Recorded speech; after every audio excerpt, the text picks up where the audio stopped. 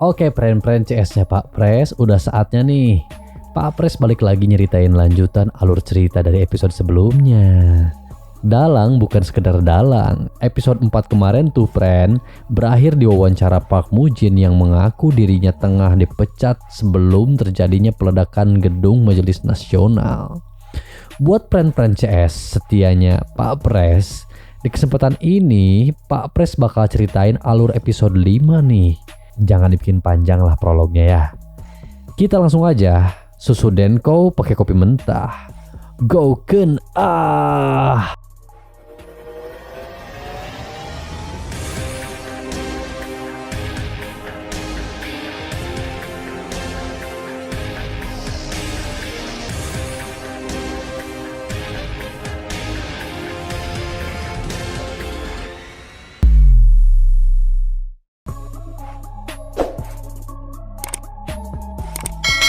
Oke friend, adegan bermula ketika Kim dan pimpinan pers TBN memantau siaran wawancara yang telah tayang. Saat itu salah satu reporter di bidang politik memberi pesan bahwa siaran tersebut berhasil membawa TBN menjadi media yang berada di puncak posisi dalam memberikan isu politik. Namun si pimpinan tak puas, melainkan ingin lebih dari itu. Sementara lain, Kim dan karyawannya panik melihat respon masyarakat yang meminta pencabutan atas jabatan presiden interim yang diemban oleh si Park. Tak hanya itu, Cha yang saat ini sedang kultum kepada Park dipotong oleh Jung yang sedikit membela Park. Cha yang mendengarkan hal itu tidak menghiraukannya sedikit pun. Doi malah nerusin kultumnya ke si Park. Adegan berlanjut saat semua staf kepresidenan berkumpul di ruangan kerjanya. Di situ pula Jung melontarkan pertanyaan tentang dalang yang merencanakan Park agar dipecat sebagai presiden interim. Dan Cha meninggalkan mereka dengan pertanyaan yang berbuah clue nih friend. Cha yang cabut dari obrolan bersama rekannya akhirnya memutuskan untuk menelepon Yun demi menanyakan tawaran Yun kepada Cha sebelumnya.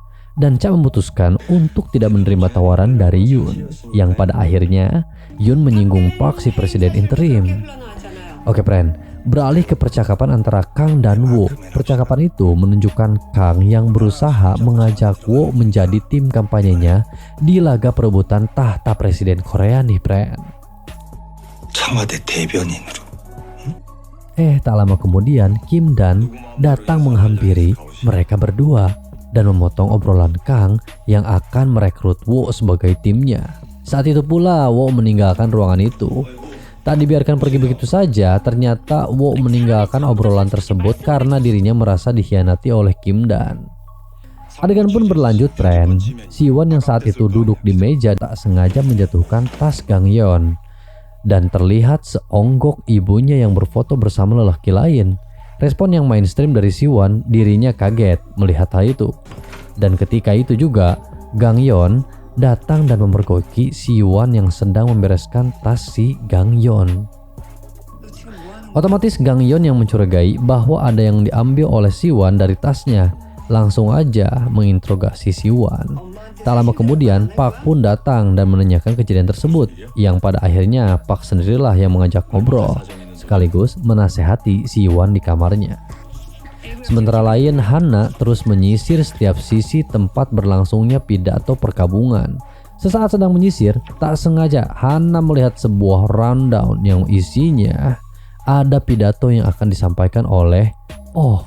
Tidak terima Oh yang akan berpidato, Hana berniat untuk mencegah hal itu terjadi. Namun Jun Hanmo malah mendebatnya.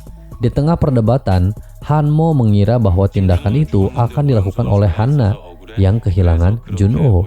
Di sisi lain, kegigihan Jung So-jung berbuah kabar gembira bahwa dirinya sudah mendapatkan penafsiran akurat tentang pemecatan Park sebelumnya dari jabatan Menteri Lingkungan.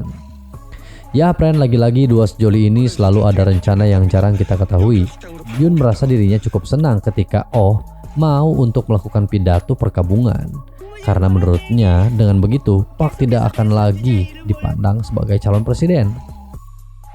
Oke, scene berlanjut ke Hana yang mendatangi rumah Oh. Tidak ada maksud lain, Hana hanya menanyakan kebenaran foto yang doi punya dari hasil analisis bersama Jiwon.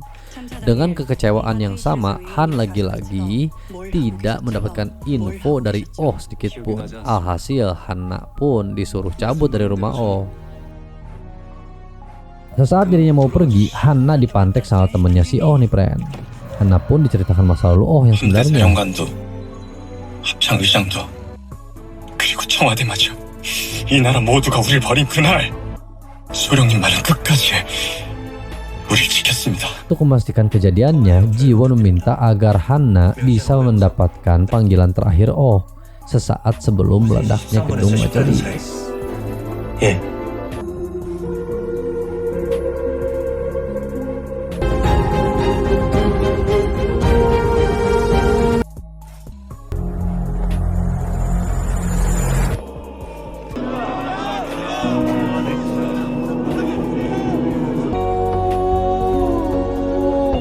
Oh yang diberikan panggung untuk berpidato pergabungan, Oh hanya menyampaikan pesan bahwa Korea saat ini gagal menjaga rakyatnya. 불행한 국민들의 나라 대한민국 왜 이토록 무거운 훈장을 수여했을까? 한때는 자랑스러웠던 대한민국이 저에게 수여한. Dengan hal itu, Oh mencabut kembali medali yang diberikan oleh negara. Sesaat itu pula, Jiwon yang menjelaskan bahwa cerita yang dijelaskan oleh temannya si Oh memang benar. Berganti ke adegan Park yang saat itu mau ke Wantanas nih, friend. Sebelum sampai ke ruangan, Park dipotong oleh penjelasan bahwa saat ini kondisi Myung yang akan dibawa ke Korea itu tidak memungkinkan. Sampainya di ruangan para militer yang sedang pemetaan untuk pergi ke Kamboja, tapi hal itu Park tidak setujui, sehingga Park menekankan kembali kepada Lee bahwa dirinya pernah memerintahkan untuk tidak mengirim pasukan ke Kamboja. Nah, yang lucu nih, friend, Bang Jago saat ini benar-benar tidak mau mengalah dengan alasan bahwa dirinya hari ini memiliki wewenang untuk memberikan komando keamanan, karena Park yang saat ini sudah mulai tidak dipercaya. Dalam kondisi yang mencekam, Jung datang dengan info bahwa video Myung yang selama ini dirahasiakan akhirnya bocor dan tersebar ke masyarakat di berbagai media. 군복을 입고 등장한 명예조는 자신이 국회의사당을 폭파했다고 주장합니다. Bingung dan rasa khawatir berakhir pada pertanyaan siapa yang menyebarkannya. Kim Na-wo pun langsung menelepon Wo si jurnalis nyebelin itu. Namun Wo tidak mengetahuinya. Tidak berhenti berusaha, Park ingat bahwa dirinya pernah memberitahu Yun mengenai video itu, dan Park pun memanggil Yun dan langsung menanyakannya. Tapi akhirnya nihil juga. Yun tidak mengakui adanya video yang tersebar di berbagai media. Nah, friend, dengan menyebarnya video Myung justru menjadikan isu pemecatan Park jadi meredup. Bahkan pendapat rakyat hari ini ingin bersatu melawan pengebom di bawah komando Park. Sementara lain, Park yang saat itu sedang berjalan menuju ruangan tak sengaja melihat tayangan berita video Myung yang tersebar. Seketika, Park ingat dengan perkataan Yun yang menyebutkan bahwa Park saat ini mempunyai staf handal, yang artinya video tersebut sengaja disebar oleh orang hidung biru untuk melenyapkan isu pemecatan si Park demi keselamatan politiknya. Sehingga saat itu juga Park berusaha untuk menemui orang yang dimaksud oleh Yun. Alhasil, Park bertemu dengan Cha. Tebakan yang tidak salah, Cha pun tidak banyak mengelak dari berniat untuk menjelaskan kepada Park di dalam ruangan. Sesaat menjelaskan kepada Park, Cha memberikan salah satu alasannya kepada Park, yakni Cha berusaha menyelamatkan Park dari Lee yang saat itu sudah menganggap dirinya sebagai panglima tertinggi. Dengan perdebatan yang tak berhenti, akhirnya Cha memberikan surat pengunduran diri kepada Park. Adegan berlanjut saat Park datang ke ruangan Wantanas untuk menemui Lee. Park berusaha kembali menahan Lee untuk tidak mengirim pasukan militer ke Kamboja. Namun yang terjadi, Lee malah menasihati Park untuk menggunakan kekuasaan tanpa ragu dan gentar. Emang pengen perang dia mah, anjir. Hal itu pun diwujudkan Park. Park menggunakan kekuasaannya untuk memecat Lee dari posisinya tanpa ragu. Waduh, friend, jangan banget nih Bang Jago. Dan saat itu juga Park memberitahu bahwa akan memberikan hukuman kepada orang yang memerintahkan militer tanpa seizin. 내란 음모죄로 처벌할 생각입니다. Kepren Shin berpindah ke Jung mendapatkan telepon dari si Park dan dirinya diminta untuk bertemu dengan Park. Pertemuan yang terjadi tak begitu lama. Park hanya memberitahu bahwa dirinya telah menunjuk Cha sebagai kepala staf kepresidenan yang baru. Sementara di adegan lain, Hanna juga mengemasi barang-barangnya karena dirinya merasa benar-benar tidak cocok untuk berada di posisi sebagai satgas terorisme. Sesampainya di depan pintu rumah, dirinya melihat ada kiriman yang ternyata album Doi Pren saat masih bersama si Junho. Waduh, Pak Pres jadi ikut sedih kalau gini, Pren. Nih Pren, dasar emang satgas mah ya. Waktu lagi sedih juga ada yang nelpon teh.